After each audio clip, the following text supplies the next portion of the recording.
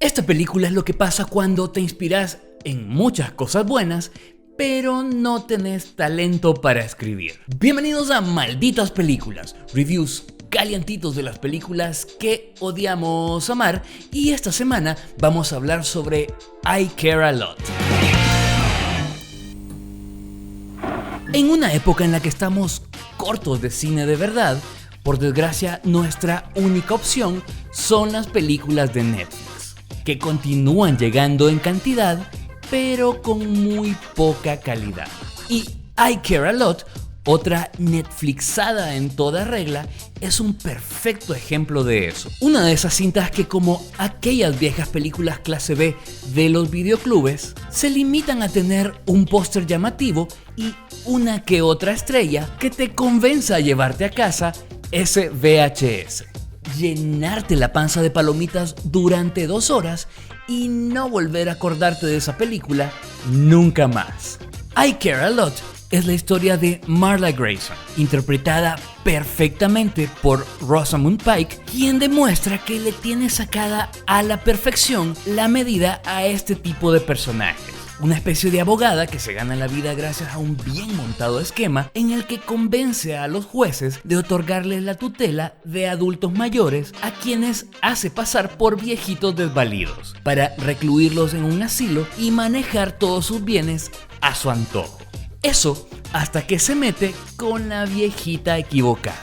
Reconozco una cosa, I Care a Lot empieza bien, con una trama que promete mucho y que te hace sentir como si estuvieras viendo el otro lado del conflicto del asilo de ancianos en Better Call Saul. Digamos que más o menos como si estuviéramos echando una mirada a la maquinaria detrás de la estafa de Sandpiper's Crossing. Y ojo con esta referencia, porque esta película parece estar muy inspirada, entre otras cosas, en Better Call Saul, tanto por el tipo de historia como por su estilo. Pero como veremos más adelante, emular guiones tan bien escritos como los de Saul no es para cualquier perico de los palotes.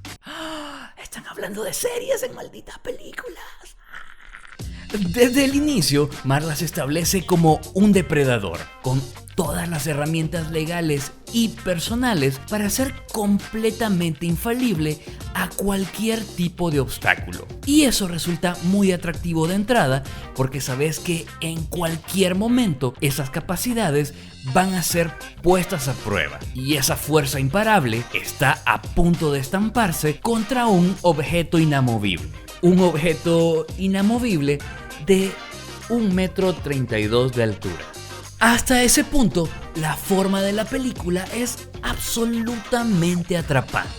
Con esa música que recuerda mucho al soundtrack de The Social Network, otra obvia inspiración de esta película, el diseño de vestuario de Marla basado en el rojo, blanco y azul que reflejan visualmente lo que el abogado de Peter Dinklage le dice más adelante, que su negocio es el reflejo perfecto del sueño americano. Y esos montajes que, de nuevo, remiten muchísimo, quizás demasiado, al cine de David Fincher, en el que esta cinta está claramente inspirado, por decir una palabra. Y a pesar de que Marla es, al inicio, uno de esos villanos que son inevitablemente atractivos, todo el tiempo sos consciente de que es una persona horrible, que hace cosas espantosas y no podés esperar a verla morder el polvo. Sin embargo, como en la vida misma, cuando todo parece ir bien, es justamente cuando todo se empieza a ir a la mierda.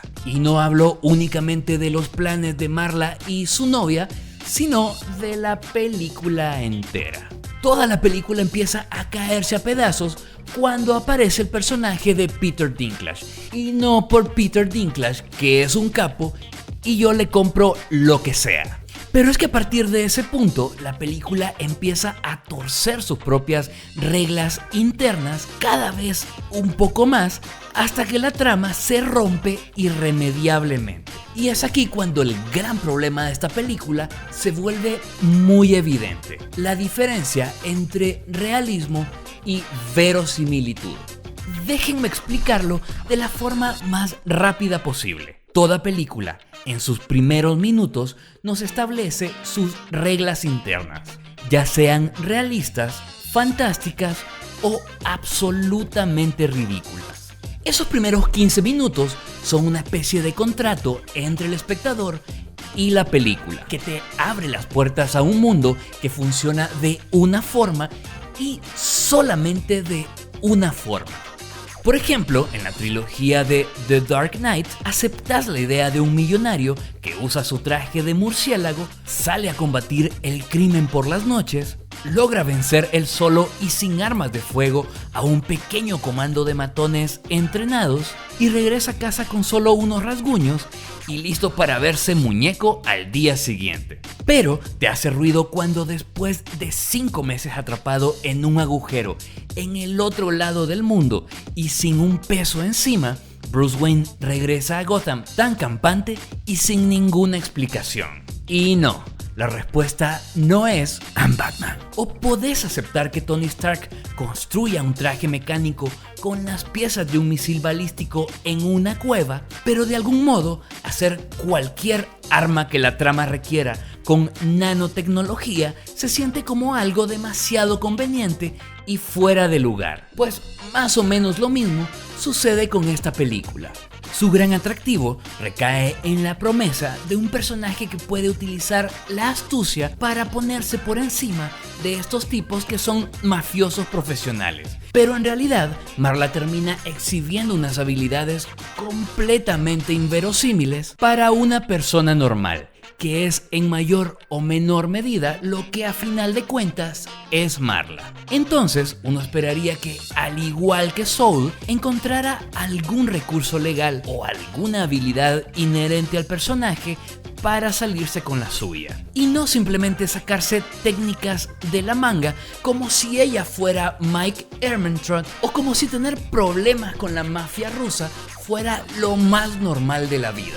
A todo esto no ayuda esa banda de criminales de caricatura, que la película insiste en hacernos creer que son intimidantes o peligrosos y que intentan llevar adelante todo tipo de planes imprácticos o llanamente imbéciles. Digo, yo vivo en el tercer mundo, ¿ok? Cualquier día puedo llevar a este director a un lugar donde los niños son más intimidantes que estos mafiosos de cartón. Y dentro de todo, eso es algo que Better Call Saul sabe hacer muy bien. Mantener a cada personaje actuando en su entorno, donde sus características no se enfrentan del todo con las características de los demás. Y así podés creer a ciegas que un personaje hábil, pero definitivamente nada peligroso como Saul, puede salir avante de todas sus complicaciones. Pero es que la película se apega tanto a esta idea de un personaje fuerte que no se intimida frente a ningún hombre, que crea justamente lo contrario, que después de cierto momento uno no crea absolutamente nada de lo que está pasando en pantalla. Tan es así que faltando 20 minutos para el final, yo me desconecté por completo de la película porque dejó de parecerme interesante. Lo cual es gracioso porque la película se llama I Care a Lot y francamente I don't. Y es que toda la tensión dramática se cancela cuando tenés a un personaje tan infalible enfrentado a otro personaje tan inútil. Además, la resolución de la historia se puede adivinar más o menos desde la mitad de la película, cuando Marla y Peter Dinklage, porque para mí ese personaje se llama Peter Dinklage, de hecho no me importa cómo se llama en la película, están sentados frente a frente y uno adivina que esta relación, en lugar de un asesinato, va a terminar como una relación de socios. En conclusión, podría seguir hablando de cómo esta película se inspira o directamente se roba planos de otras películas que sí son buenas. Pero la verdad es que I Care a Lot es otro de esos bodrios de Netflix que es exitosa en una sola cosa: prometerte una gran película y a cambio de tu confianza, escupirte en la cara una cinta hecha con el mínimo esfuerzo posible, y cuya mejor apuesta es que su público tenga tan poco criterio cinematográfico que sus carencias pasen completamente inadvertidas. Y esta fue mi opinión sobre I Care a Lot. Pero como siempre la discusión es toda de ustedes. Díganme en los comentarios qué les pareció esta película. Y si les gustó este video, no olviden suscribirse y seguirnos en todas las redes sociales para formar parte de esta cada vez mayor comunidad de malditos cinéfilos. Muchas gracias por ver este video. Yo soy Eduardo Calix. Esto es Malditas Películas y nosotros nos vemos la próxima semana.